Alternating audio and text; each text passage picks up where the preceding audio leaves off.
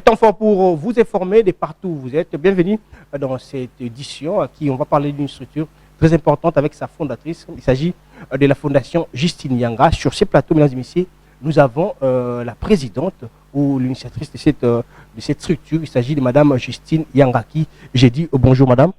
Bonjour monsieur Christian. Comment allez-vous? Très bien, merci. Voilà. Qu'est-ce qu'on peut retenir en termes d'origine ou en termes de la signification de la fondation Justine Yanga? La fondation Justine Yanga est une fondation qui lutte contre les violences conjugales, qui lutte aussi contre les divorces. Voilà. Quand est-ce que vous avez eu cette initiative de créer une structure ou la fondation qui lutte contre les divorces et tout ce que vous venez d'énumérer? C'est quand, par exemple? Nous l'avons créée en 2018 suite à une expérience personnelle. Voilà. Vous avez créé ça en 2018 et aujourd'hui. Depuis 2018 jusqu'à aujourd'hui, ça fait déjà combien des années? Je pense qu'on peut déjà aller dans le... Vous calculez, hein? 18, 19, 20, 21, 23, dans les 4 ou 5 ans. 5 ans. Voilà, 5 ans d'existence oui. déjà. Et pendant ces 5 ans-là, qu'est-ce que vous avez déjà eu à réaliser en termes de votre vision comme initiative, hein? Parce que vous luttez contre le divorce et tout ce que vous venez d'énumérer. Et qu'est-ce que vous avez déjà à réaliser pour atteindre votre objectif par rapport à votre vision? Nous travaillons plus dans la sensibilisation parce que nous avons remarqué que beaucoup ne dénoncent pas, que ce soit les femmes, les hommes. Ils sont victimes de violences conjugales, ils ne dénoncent pas. Alors on travaille beaucoup plus dans la sensibilisation. On fait beaucoup de conférences, on sensibilise les femmes, les hommes à pouvoir dénoncer, à leur apprendre c'est quoi les violences conjugales. Et on travaille aussi beaucoup plus dans l'autonomisation de la femme parce que les violences conjugales, les conséquences reposent beaucoup plus sur la femme et sur l'enfant. Alors, on est beaucoup dans l'autonomisation de la femme, on les forme gratuitement, on leur donne des petits fonds de commerce, elles travaillent et on a aussi créé une célébration qu'on appelle célébration Libota. On va y arriver. Et pourquoi vous avez beaucoup plus ciblé la femme? Sentez-vous que la femme, elle est la seule à être victime dans le cas de divorce ou injustice dans la vie quotidienne ou dans la société? Bon, ça paraît ainsi. Ce n'est pas que nous avons d'abord ciblé la femme. On travaille beaucoup plus avec la femme parce que jusque-là, c'est la femme qui dénonce, bien qu'on n'est pas encore arrivé au pourcentage que nous voulons, mais la femme arrive quand même à dénoncer. Parce que si on vous demande aujourd'hui, vous connaissez combien d'hommes victimes de violences conjugales? Je ne sais pas si vous allez me citer même. Ça, c'est important. Oui, vous voyez. Alors, quand on parle de violences conjugales, on ne parle pas que de femmes. Les hommes aussi en sont victimes, mais ils ne dénoncent pas. Voilà. Les hommes, c'était. Oui. Mais si un homme vient, il dit que je suis victime, on ne va pas le mettre à la porte, non? Est-ce que c'est facile, madame Justine Yanga? Je rappelle ici à téléspectateurs, aux téléspectateurs, allez-je dire qu'elle est la présidente de la fondation qui porte son nom. Est-ce qu'on peut dire que c'est facile de faire fonctionner une telle structure dans notre pays, la République démocratique du Congo, vu les réalités que vous avez eu à rencontrer sur votre chemin? Non, ce n'est pas facile. C'est vraiment difficile. Si vous voyez qu'on arrive quand même à évoluer, c'est parce qu'on est fort. C'est vraiment difficile parce que déjà, les violences conjugales, c'est considéré un peu comme un tabou dans notre pays. Oui. Oui, c'est les gens qui vous pointent de doigt, on vous dit que vous entêtez les femmes, vous êtes pour... Et pourtant, ce n'est pas ça. On s'est dit que les violences conjugales, c'est ça qui fait vraiment que notre pays n'évolue pas. Et donc, c'est ça vraiment les difficultés que nous avons et que les gens ont peur de dénoncer. Certaines des femmes ont honte de se retrouver victimes, que les gens les pointent de doigt, les hommes ne veulent pas dénoncer, les enfants ont peur d'en parler. C'est vraiment là la difficulté que nous rencontrons. Selon votre expérience, est-ce que c'est si facile, là je demande votre analyse personnelle, de dénoncer face à cette situation? Et comment vous faites pour arriver de pousser aux femmes de dénoncer ce genre de pratiques? C'est compliqué, c'est difficile de dénoncer. Pourquoi? Déjà parce que pour dénoncer, il faut être autonome. Parce que quand tu dénonces, c'est tu te demandes après ça où est-ce que tu iras. Voilà. Les gouvernements n'ont pas encore prévu un endroit de recueillement un endroit pour recueillir ces victimes-là. Alors c'est comme ça que beaucoup s'abstiennent de dénoncer. Et le cas des femmes, généralement, c'est qu'elles ne sont pas autonomes, elles ne travaillent pas. Elle se dit que si elle dénonce, le mari va l'abandonner, elle ne va pas avoir un endroit où aller, elle ne saura pas s'occuper des enfants. Donc, c'est avant de demander à la femme de dénoncer, il faut d'abord l'autonomiser. Et les hommes, de leur côté, ils sont autonomes. Ils ne dénoncent pas juste un peu par orgueil. On va les pointer des doigts. Vous jugez ça de l'orgueil? Oui, bon, je n'ai pas appelé ça comme ça. On va le pointer de doigt, on va dire que tu n'es pas un homme. Voilà, comment tu peux parler de ça en public, voilà. Donc, on est bloqué par rapport à l'homme et par rapport à la femme aussi. Chacun a son problème. En quelques phrases ou en quelques mots, quelles sont les difficultés que vous avez eu à rencontrer depuis la création de votre fondation Justine Yanga jusqu'à ces jours? Bon, c'est déjà la première chose, je peux parler un peu du financement, parce que jusque-là, on se finance nous-mêmes. Il faudrait avoir des centres d'accueil, il faut toutes ces dames-là qui viennent, elles sont victimes, elles n'ont pas où aller, elles ont des enfants à encadrer, à éduquer, donc il faut aider toutes ces dames-là, il faut les éduquer, il faut leur donner des formations, il faut leur donner l'argent pour commencer les affaires. C'est vraiment très lourd. C'est vraiment très lourd. Donc il y a ça. On peut dire aussi la façon dont les gens prennent ces sujets.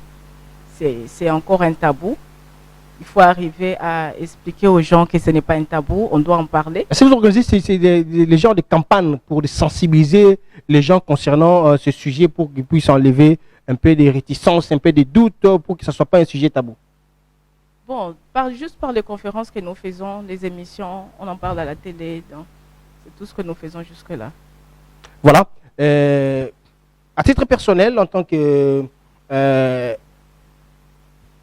l'initiatrice de la fondation Justine Yanga, depuis sa création jusqu'à ces jours, est-ce qu'il y a déjà que vous reconnaissez de ne pas faire quelque chose que vous avez pensé autrefois de faire dans votre vision, quand vous avez eu le temps d'élaborer votre structure, le projet de votre structure? Est-ce que durant ces 5 ans ici, personnellement, vous vous dites que j'ai pensé faire ça, mais je n'ai pas pu faire ça? Oui, bon, le projet, la vision est très grande, elle est très vaste. Mais la chose qui est vraiment compliquée jusque-là, c'est juste de créer des centres d'hébergement. Oui. C'était parmi vos projets? Oui, c'est ça qui nous bloque jusque-là. Voilà. D'autant plus que c'est parmi les choses qui vous bloquent. En termes de perspective, qu'est-ce que vous comptez faire dans le jours à venir que vous n'avez pas eu à faire autrefois, au début de la création de votre fondation Justine Yanga? Vous comptez faire quoi dans le jours à venir par rapport à ce que vous avez déjà fait? Déjà, le grand souci, c'est d'unifier la famille. On parle de violences conjugales. Beaucoup pensent qu'on veut entêter les femmes, tout ça. Non, mais la vision derrière tout ça, c'est d'unifier la famille. Redonner un sens à cette famille-là. Voilà. Il y a, dans notre gouvernement, il y a tout un ministère chargé des familles, femmes et enfants. Ministère du genre. Quelle relation y a-t-il entre votre structure et l'État congolais? Est-ce que vous-même, vous aimez œuvrer dans l'autonomie, ou être autonome, ou vous avez eu aussi le temps de côtoyer ces ministères pour vous appuyer? Oui, nous sommes affiliés au ministère du genre. Nous sommes affiliés parce que le ministère du genre ne peut pas faire tout lui-même. Le ministère du genre travaille en association avec les ONG. Donc nous sommes guidés, suivis par le ministère. Voilà. Il y a aussi une question très importante. Qu'est-ce qu'on peut retenir de la célébration Libota, qui est parmi les activités qu'organise la Fondation Justine Yanga que vous dirigez? Il s'agit de quoi? La célébration Libota. Et pourquoi cette dénomination célébration Libota? Votre micro, s'il vous plaît. Oui, la célébration Libota, c'est un cadre de réflexion entre les dirigeants et les dirigés. Nous nous sommes dit dans notre fondation que tout part de la famille. toutes les violences dont nous parlons aujourd'hui, faites à la femme, faites à l'enfant, tout ça, ça part de la famille. Et on s'est dit qu'une fois par an, il faudrait qu'on puisse célébrer cette famille, que nous puissions arriver à se poser des questions sur la famille. Qu'est-ce qui a marché? Donc réfléchir autour de la famille. Voilà, et toutes les questions qui vont avec. Voilà. Donc c'est ça. Et vous avez déjà réalisé combien d'éditions de la célébration Libota? Deux éditions. Des éditions. Oui. Est-ce qu'il y a une particularité dans toutes les éditions ou il y a une différence qui a eu un peu à donner une autre image par rapport à la faisabilité de cette organisation Libota ou célébration Libota? Bon, la première édition, on a fait un lancement. C'était juste un lancement. Et la deuxième édition, c'est là que nous avons commencé vraiment la célébration. Parce qu'on a commencé par une conférence. Comme on a dit que c'est un cadre de réflexion, on a fait une conférence, on était avec les dirigeants, toutes les parties étaient là présentes. Et la conférence a parlé de quoi? On avait un thème qui était une famille unie pour un Congo fort. Une famille unie pour un Congo fort. Pourquoi cette thématique? Mais parce que tant qu'une famille n'est pas unie, le Congo ne peut pas, un pays ne peut pas se développer. En tant qu'une mère, en tant qu'une femme, voyez-vous pas que nous rencontrons beaucoup de problèmes liés à la famille, que nos problèmes politiques du pays et consorts? Qu'est-ce qui fait en sorte que les problèmes qui entourent les familles persistent?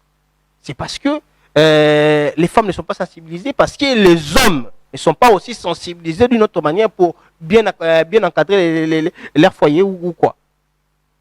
Bon, je peux dire que c'est tout ce que vous avez dit là. Donc, c'est toutes les raisons. Le problème, c'est que, comme je l'avais dit à la célébration, nous n'avons pas un système de vie qui est vraiment obligatoire. Donc, chaque famille vit de sa manière.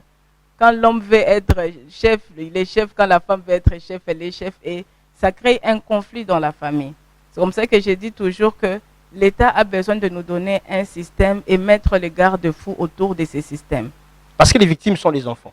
Voilà. Est-ce que vous pensez aussi à ces enfants-là, victimes des divorces? Mais les enfants, c'est un problème vraiment compliqué. On peut y penser, mais quoi faire? Le gouvernement doit aider. Nous sensibilisons parce que déjà, actuellement, là, il y a des cas qui sont déjà sur terrain. Nous nous sensibilisons plus pour les cas à venir, que ça ne puisse pas se perpétuer. Mais pour ceux qui existent déjà, il y a des orphelinats, il y a beaucoup d'ONG, parce que là, nous sommes, le ministère a demandé que nous puissions nous grouper en synergie pour arriver à résoudre un peu les cas qui existent déjà. Mais on ne va pas continuer éternellement à résoudre les cas. Vous voyez, c'est aujourd'hui, on a les orphelins. Demain, il y en a d'autres qui arrivent. Les femmes victimes continuent. On doit arriver à sensibiliser, comme ça, on recadre ceux qui sont déjà sur terrain. Voilà, dans la célébration Libota, que la télévision de l'éducation a eu cette chance de découvrir en reportage, on a vu des remises des brevets. Il s'agissait de 2 ou 3 filières. Expliquez-nous un peu en bref, il s'agissait de quel genre de formation et qui en a pris en charge les femmes qu'on a vues dans la salle. Oui, comme je vous ai dit au départ, nous travaillons sur l'autonomisation de la femme. Alors, nous formons les femmes gratuitement. Celles qui veulent étudier, elles viennent, elles ont des filières comme les make-up, elles ont la couture, l'alphabétisation, la décoration événementielle. Donc, on forme des centaines de femmes, elles ont leur brevet et puis elles sont sur le marché. Vous êtes dans le 40e édition? C'est la 2e édition. 2e édition. Oui. Vous avez parlé bientôt là d'un problème de finances, mais comment arrivez-vous à pallier à tout ça, au même moment diriger votre fondation, au même moment organiser des activités comme Célébration Libota, et au même moment penser à des formations professionnelles gratuites aux femmes? Comment est-ce que vous en sortez? La fondation se finance encore elle-même, donc c'est comme ça qu'on n'arrive pas à s'élargir un peu plus loin, donc on travaille avec le moyen de bord. Un message à toutes les femmes de la République démocratique du Congo et qui sont victimes de ce qu'elles ne pensent pas dénoncer alors que c'est très important et vous luttez sur ça pour que demain on puisse réduire les taux de divorce. Que diriez-vous? Bon, je leur demande de dénoncer parce que ça ne sert à rien de ne pas dénoncer. Parce qu'on s'est rendu compte que quand vous ne dénoncez pas, ce sont les enfants qui sont en train d'en pâtir. Les femmes pensent que quand elles disent que Nazo Van de la Bana, que c'est Ça devient d'ailleurs comme du genre slogan. Non, Van de la Kakabana. Après beaucoup d'analyses, on s'est dit qu'au Van de la Bana est pire que qu'au Bima ou bien qu'au dénoncer. Parce que quand on reste dans la maison avec un foyer compliqué, ces enfants qui sont victimes de violences-là ne grandissent pas bien. Et ce sont ces mêmes enfants-là qui sont acteurs de violences à la longue. Donc c'est toujours mieux de dénoncer. Quand on dénonce, il y a de ces hommes ou de ces femmes qui changent. Vous allez voir qu'après avoir dénoncé, ils changent. Et ceux qui ne changent pas, on fait avec. Avant de parler divorce, il faut d'abord constater les faits. Il est dans une situation qui peut causer ces divorces. Mais dans les mariages, il y a toute une équipe qui entoure les mariages. On voit les parents, on voit l'église, on voit les parrains et les amis. Voyez-vous pas que la responsabilité peut être départagée à tous ces gens-là qui entourent un foyer pour diminuer les taux de divorce? Parce qu'ils en ont aussi responsables. On doit être là pour les marier. Mais aujourd'hui, nous enregistrons beaucoup de cas de divorce qui est votre fondation lit d'ailleurs contre ça. Oui. Déjà, ce sont ces personnes qui sont autour qui sont les agents causaux du divorce. Comment ça Ça ouvre encore un autre débat. Les agents causaux, comment? Parce qu'ils conseillent aussi. Non, mais c'est quel conseil? C'est ça qu'on s'est dit souvent. Ouais, c'est quel conseil qu'on donne aux couples. Voilà pourquoi on s'est dit que les couples doivent être formés d'abord. Et c'est comme ça que nous sommes en train de nous battre pour arriver à donner des formations à l'état civil avant le mariage. Parce que si le couple est bien formé, que soit ce que les belles-mères... Mais l'état civil laisse cette charge-là aux églises aussi. Ça, c'est un débat qu'on peut commencer qui ne va jamais terminer. Mais ça ne nous empêche pas aussi d'y réfléchir. Terminez votre pensée, vous comptez... Oui. Toutes ces personnes qui sont autour sont des agents causaux, selon moi. Parce que les églises aussi, ils sont pour beaucoup. Ce sont eux qui trouvent les sorciers dans les familles. La belle-mère est sorcière, le mari est sorcier. Mais moi, je me demande quand il est sorcier, maintenant, prie. Quand vous venez dire au couple que tel est sorcier, vous créez déjà une et celui-là, ce n'est pas ton mari. Dieu m'a dit que celui-là, ce n'est pas ton mari. Pas lui. Bon, ce n'est pas tous les pasteurs qui sont mauvais, mais on voit beaucoup de cas de divorces qui sont causés par les églises, beaucoup de cas de divorces qui sont causés par les belles familles, beaucoup de cas de divorces qui sont causés par les amis. Généralement, le couple n'a pas de problème. Ce sont toutes ces personnes qui sont autour qui viennent créer des problèmes dans le couple. Mais où est-ce que les couples peuvent fuir en termes de refuge pour qu'on puisse stopper cette hémorragie des divorces? Parce que moi, j'ai parlé des éléments qui entourent le mariage, je vous dis, ce sont les éléments causaux. Et qu'est-ce que le couple peut faire pour empêcher les divorces? Quand le couple se retrouve déjà dans cette situation-là, c'est compliqué. Le problème là maintenant, c'est la préparation du mariage. Qui prépare le mariage? Comment est-ce qu'on prépare le mariage? Est-ce que l'état civil prépare le mariage, le couple? Le couple, oui. Est-ce que la famille prépare le couple? Personne ne prépare le couple. Ce sont des questions importantes. Et on prend le couple, on abandonne à l'église. Oui, on fait ce qu'il veut. Et si comme vous remarquez, il y a beaucoup de pasteurs qui n'ont pas reçu de formation. Ils se sont réveillés un matin, ils ont créé l'église. Et on prend un couple, on abandonne à ces messieurs-là. Vous pensez que quelle préparation? Avec des parents qui n'ont pas aussi d'expérience. Les parents, on prend celui qui a le plus d'argent. Voilà, ça c'est parmi les critères d'aujourd'hui. Oui, voilà. Donc c'est vraiment un sujet que nous sommes en train de voir comment aborder aussi. Et la Fondation Justine Yanga pense quoi pour donner une solution allant dans notre sens? Parce que vous venez bientôt de parler des formations à l'état civil. Est-ce que vous avez élaboré un projet pareil pour aborder ces services de l'état civil des différentes communes de notre capitale? Oui. Nous avons déjà écrit, on avait commencé avec une commune. Je ne vais pas citer les noms. On est en train de voir déjà une autre commune avec laquelle on va commencer déjà bientôt. Nous sommes à Kinshasa, capitale de la République démocratique du Congo, Madame Justine Yanga.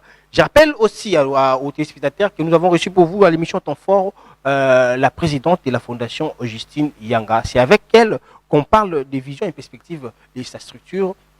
Est-ce que votre fondation se limite seulement ici, dans la capitale, ou c'est aussi dans des provinces? Parce que c'est un cas général, hein, même à Kisant aussi, à Matamante, il y a les gens qui divorcent. Et la thématique de votre fondation touche tous les coins et recoins de la République démocratique du Congo, parce que vous êtes là pour apporter un plus dans la société. Il ne faut pas que ça soit seulement particulier à Kinshasa. Est-ce que c'est votre initiative ou votre structure, c'est partout, dans toutes les provinces? Non, jusque-là, nous sommes encore à Kinshasa.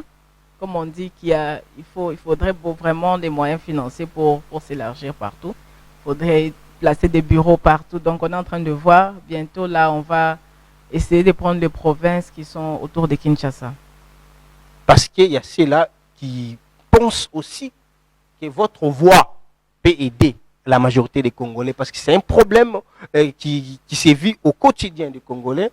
Et s'il faut dire aussi un mot aux dirigeants ou bien au gouvernement, parce que ça nous revient, si ça ne va pas, de lancer un SOS pour trouver une solution dans un problème quelconque, que diriez-vous? Parce que vous avez déjà entamé beaucoup de démarches.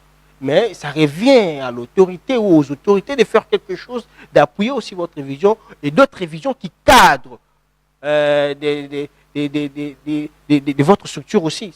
Ce n'est pas un péché si vous interpellez aux autorités. Oui, en temps normal, ils doivent faire quelque chose parce que la situation n'évolue pas très bien.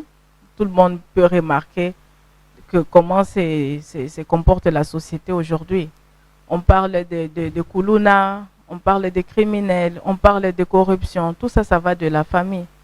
Si le gouvernement ne s'implique pas, je ne sais pas que deviendra ces pays dans 10 ans. Donc, nous leur demandons de s'impliquer, de nous soutenir dans cette démarche que nous faisons.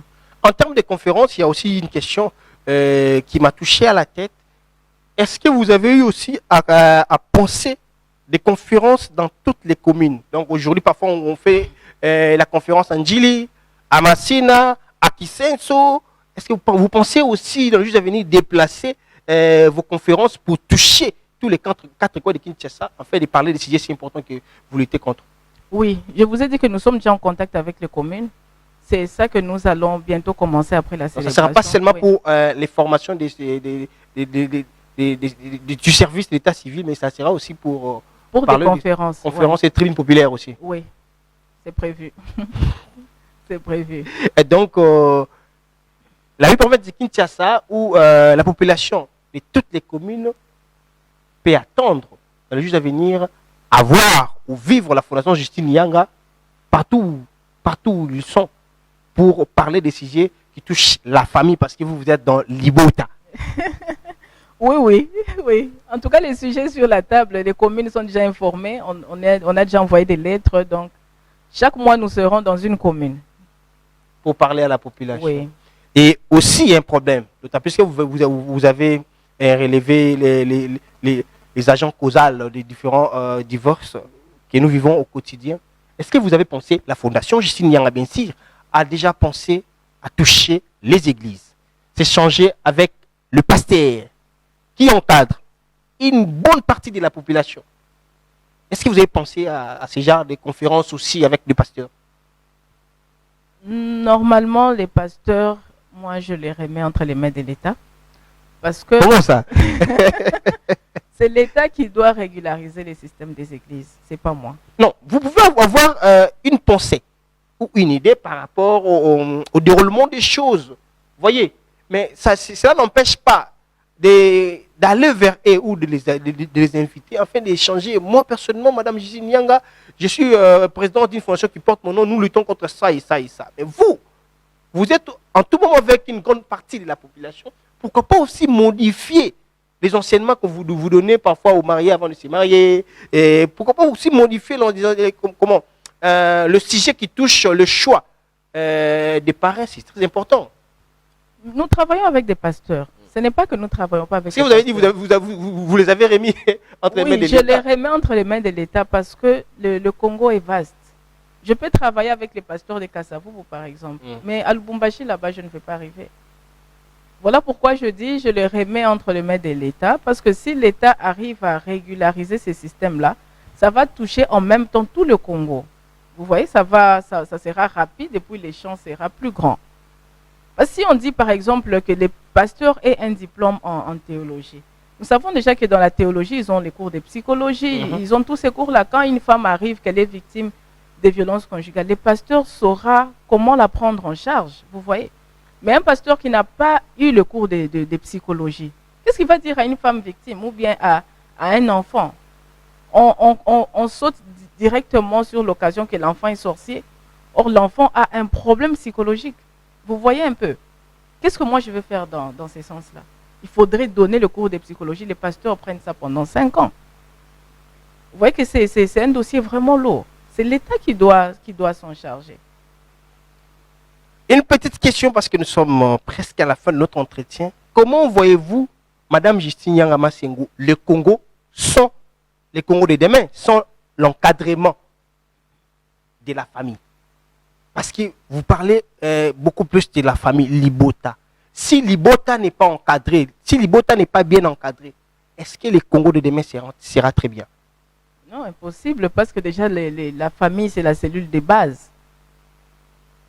Je ne pourrais pas développer la famille aujourd'hui, mais tant qu'une famille n'est pas stable, il n'y a pas d'État, il n'y a pas de société. Il n'y a pas de société. Déjà que nous sommes déjà... Vous voyez déjà la situation dans laquelle se trouve la famille aujourd'hui. Vous voyez que c'est même difficile de prendre un taxi. Mais 10 ans après, on ne va pas se retrouver dans ces plateaux. Comment est-ce que vous allez arriver ici? Parce qu'il y aura les Koulouna, il y a les criminels qui auront déjà grandi et ceux qui sont nouveaux dans la rue. Donc c'est vraiment important de stabiliser la famille. Voilà. À quand la 3e édition de la célébration Libota? L'année prochaine. Donc, ça se fait chaque année? Chaque année. Une fois chaque année? Oui. Et est-ce qu'on peut attendre encore une autre particularité pour cette 3e édition? C'est sûr, mais je ne peux pas le dire maintenant. Et votre tout dernier message, moi j'aimerais que ce soit un message lancé aux dirigeants de la famille. Quand je parle des dirigeants de la famille, je vois papa et maman. Ceux qui sont encore là pour leurs enfants. Ceux qui sont encore là dans leur foyer. Qu'est-ce que vous pouvez leur dire? Aujourd'hui, je veux m'adresser aux hommes. Oh là là. Je veux m'adresser aux hommes. Parce qu'Odato dit que justice est pour les femmes. Voilà. Je m'adresse aux hommes. Je demande aux hommes de dénoncer. Parce que nous savons que la situation est devenue aussi difficile pour vous. Parce que nous, les femmes, on se venge. Nous sommes en train de nous venger aujourd'hui. Alors nous vous demandons de dénoncer pour l'intérêt de tous. Nous savons que vous êtes les chefs et vous devez arriver à dénoncer. Ce n'est pas bien de voir qu'aujourd'hui, les hommes, presque tous sont malades. Il y a l'hypertension, le diabète, presque tous les hommes. Et c'est ça la cause. Stress. Donc vous voyez que nous, les femmes, nous sommes au courant que vous souffrez. Alors dénoncez, comme ça nous allons travailler ensemble. Donc, voilà. Voilà, je remets encore cette question à une autre manière pour dire que vous luttez contre le divorce. Que diriez-vous aux parents, aux mariés qui sont encore là, pour lutter ensemble avec vous contre le divorce? Parce que si on enregistre de trop, alors on aura beaucoup de couples divorcés. D'autant plus qu'aujourd'hui, nous constatons aussi il y a beaucoup de mariés et dans quelques minutes, pour ne pas parler de moi, divorcés. On va plus encore revenir dans l'impréparation. Mais un message pour stopper ceux qui sont encore là de ne pas emboîter les pas parce que c'est dans les mauvais sens. Bon, je peux juste leur dire que le dialogue, c'est vraiment l'arme du mariage. Hein. Il faut dialoguer, il faut se comprendre. Il y a une maman qui m'a dit que la cause du divorce, c'est l'égoïsme. Donc, il faut arriver à se comprendre. Il faut mokwakita, voilà. Comme on dit. Très important. Mokwakita, il faut parler et puis se faire conseiller par les bonnes personnes. Les personnes qui n'ont pas d'intérêt dans votre relation. Voilà. Les personnes qui ne veulent pas vous faire souffrir. Donc, si vous voyez qu'une personne a un penchant sur l'autre, il faut fuir. Faites-vous conseiller par des bonnes personnes. Et aussi, la voix individuelle aussi compte, hein, l'analyse personnelle. On me parle de mon homme, mais qu'est-ce que moi, j'analyse pour lui? Qu'est-ce que moi, je peux dire pour mettre fin à cette situation? C'est aussi très important. L'analyse, à mon avis, c'est difficile pour une personne qui n'a pas bien vécu.